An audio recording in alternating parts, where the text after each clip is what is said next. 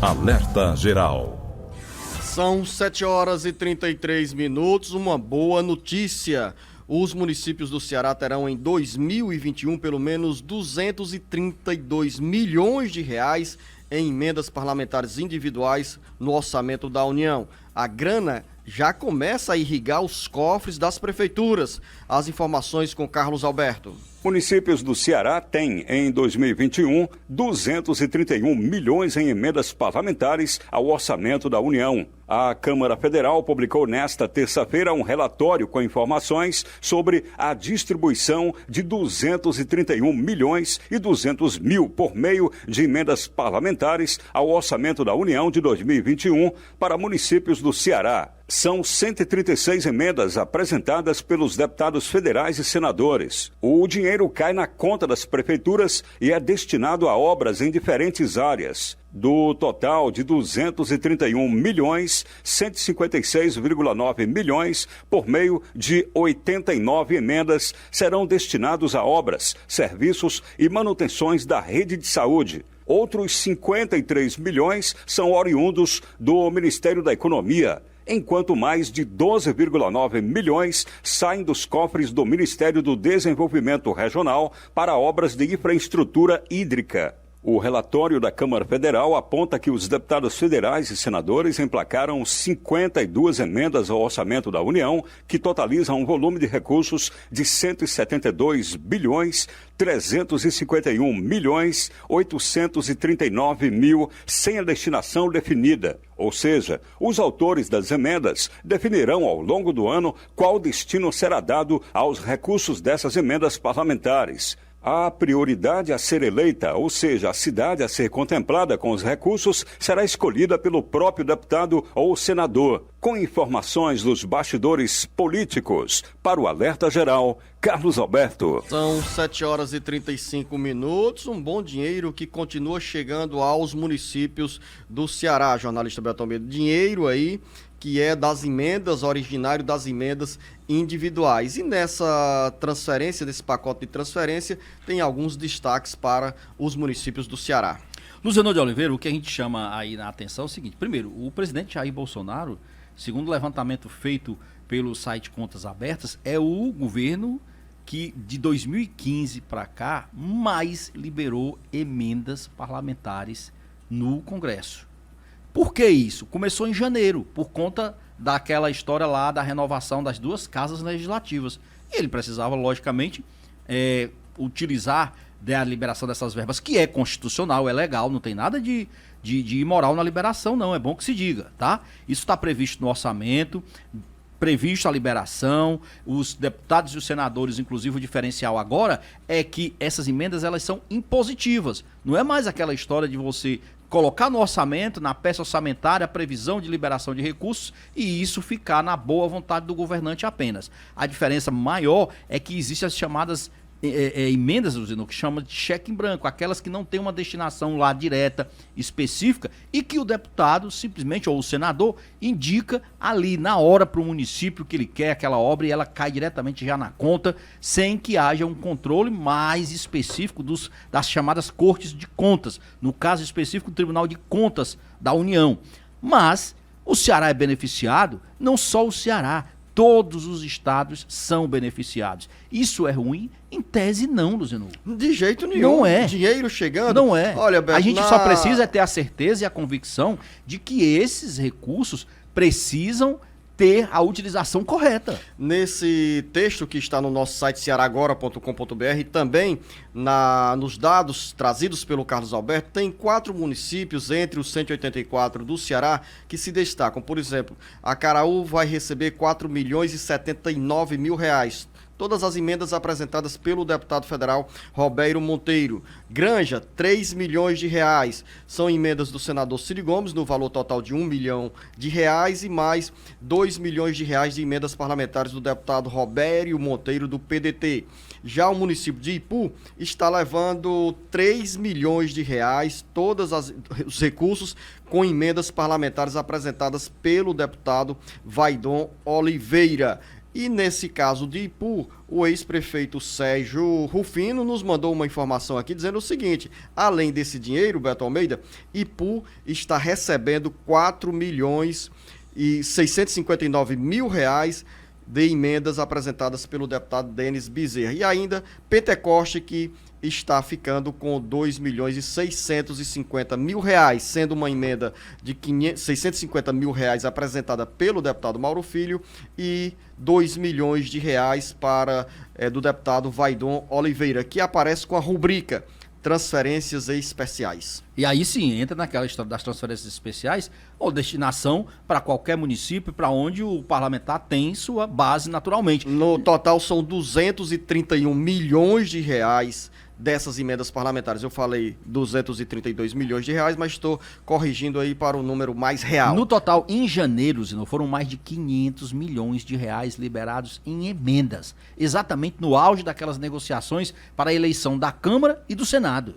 São 7h39, entrando na reta final do bate-papo político, e a CPI tem repercussão no Ceará. A Comissão Parlamentar de Inquérito do Senado, que apura as ações, erros e desacertos do governo federal no combate à pandemia da Covid-19, aprovou nessa terça-feira um requerimento com pedido à Justiça para afastamento da secretária de Gestão de Educação do Ministério da Saúde, Mayra Pinheiro. As informações volta agora o Carlos Alberto. A CPI da pandemia decidiu engrossar o caldo e nessa terça-feira aprovou o requerimento com pedido à Justiça para determinar o afastamento da secretária de Gestão do Trabalho e da Educação do Ministério da Saúde, Mayra Pinheiro. O senador Randolfo Rodrigues, autor do requerimento com o pedido, argumenta que Mayra Pinheiro teve participação direta e inequívoca na conduta adotada pelo governo federal, que, segundo o parlamentar, provocou mais de 550 mil mortes pela Covid-19. O presidente da CPI, senador Osmar Aziz, chegou a recomendar ao ministro da Saúde, Marcelo Queiroga, em entrevista à Rádio Eldorado, em São Paulo, que afastasse Mayra do cargo. Abre aspas. Se você pensa com a ciência, não pode manter uma pessoa que é contra a ciência. Fecha aspas, disse Aziz ao justificar a recomendação sobre Mayra Pinheiro. O afastamento de servidores públicos é previsto no Código de Processo Penal e na Lei de Improbidade Administrativa. A medida pode ser adotada quando houver justo receio de sua utilização para a prática de infrações penais. O pedido será encaminhado ao Poder Judiciário, que deve decidir sobre o tema. Com informações dos bastidores políticos, para o Alerta Geral, Carlos Alberto. A recomendação feita pelo presidente da CPI, jornalista Beto Almeida, e usamos essa expressão ontem, tinha pouco significado para o governo federal. Afinal, quem manda nesses cargos da administração federal é o Poder Executivo. Agora tem outro desdobramento, que é esse pedido aprovado pela CPI endereçado à Justiça. Qual vai ser o retorno e qual foi a reação de Mayra Pinheiro? Luciano, ela criticou os membros da comissão, disse que eles estão cometendo mais um desacato à justiça e ela desafia dizendo o seguinte, que não pretende deixar o cargo no Ministério. E usa um argumento. A lei de improbidade administrativa prevê a possibilidade de afastamento de cargos públicos quando houver indícios de prática de infrações penais. E ela diz quais foram as práticas de infrações penais que ela teria cometido. E aí tem duas implicações. Uma é essa questão política, de encaminhar a votação pedindo o afastamento, que foi por unanimidade, ao ministro da Saúde. É óbvio que aquilo que nós conversamos ontem, o ministro não deverá levar em conta, em consideração, esse pedido feito pela CPI. Aí vem a segunda parte, que é a questão jurídica, onde eles deverão encaminhar para entrar com um pedido junto a um juiz federal, para que ele avalie e conceda uma medida cautelar de afastamento temporário da Mayra Pinheiro. Vamos ver se esse embate vai frutificar. São 7h42 na reta final do bate-papo político. Eu quero chamar a Gisele Andrade, direto da redação, que tem informações sobre o projeto que muda as regras na legislação eleitoral. O projeto pode entrar na pauta de votação nesta quarta-feira na Câmara dos Deputados. O projeto pretende revogar toda a legislação eleitoral e estabelecer um único código. Para entrar em vigor ainda nas eleições de 2022, a medida precisa ser aprovada por Câmara e Senado e ser sancionada pelo presidente até o início de outubro deste ano. Entre as proposições do texto está a amplificação do poder dos partidos para usar como bem entenderem as verbas do fundo partidário. Ao mesmo tempo, esvazia significativamente o poder de análise da Justiça Eleitoral das contas de partidos políticos. Além disso, o prazo para a Justiça Eleitoral analisar as contas cai de 5 para 2 anos. Se isso não ocorrer, o processo pode ser extinto. Outro ponto é que torna muito mais difícil a cassação do mandato de parlamentares por irregularidades nas campanhas, como a compra de votos. O texto revoga crimes como boca de urna e comício no dia da eleição. As cotas para estímulo da participação feminina e de negros na política também sofrerá revés caso o projeto seja aprovado. O texto também legaliza que candidatas repassem verbas da cota para pagamento de despesas comuns com candidatos do sexo masculino e para despesas coletivas da campanha.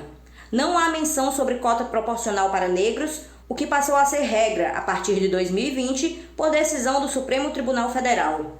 O texto também veda o banimento, o cancelamento ou a suspensão de perfil ou conta de candidato a cargo eletivo durante o período eleitoral, o que é visto como uma forma de blindagem para os candidatos que espalham fake news. Direto da redação, Gisele Andrade para o Alerta Geral. São muitas mudanças e uma reforma talvez a mais profunda dos últimos 30, 40 anos, com um detalhe, Beto. Tem muita coisa embutida no texto que é apenas para justificar a aprovação de alguns pontos que mais interessam aos parlamentares. Exatamente, Luciano. E assim, você disse que é a mudança mais profunda, né, dos últimos anos. Eu não sei, viu, Luciano? Porque em 2017 houve, não sei se você lembra, uma mini reforma com emendas constitucionais que foram aprovadas, por exemplo, como a cláusula de desempenho dos partidos, a extinção de coligações proporcionais. Na realidade, a cada 2 anos, a nossa legislação eleitoral passa por o que eles chamam de aperfeiçoamento. Nesse aperfeiçoamento, entenda-se, são medidas que são tomadas de forma casuística, analisando a situação daquele momento para os políticos que estão no comando e principalmente para os partidos políticos que estão no poder. Essa que é a verdade. E aí tem um detalhe. A gente percebe aí claramente que o que se coloca aí é um retrocesso em muitas propostas com relação à legislação eleitoral que já haviam sido retiradas de campo e que agora precisam retornar, como essa história de ter comícios, Luciano, inclusive ali, no dia da eleição. E outra preocupação é quanto à questão da transparência, né, que essa proposta que está tramitando na Câmara Federal, ela cria embaraços ou deixa de forma mais clara um duto bem mais estreito para se fiscalizar o dinheiro oriundo do poder público e gastos pelos partidos e também nas campanhas eleitorais. Exatamente, torna a coisa menos transparente e ainda tem o tal do distritão que está sendo colocado. Eu acho que tudo isso pode passar por discussão? Pode, só não pode ser sempre à véspera de um pleito, Luciano.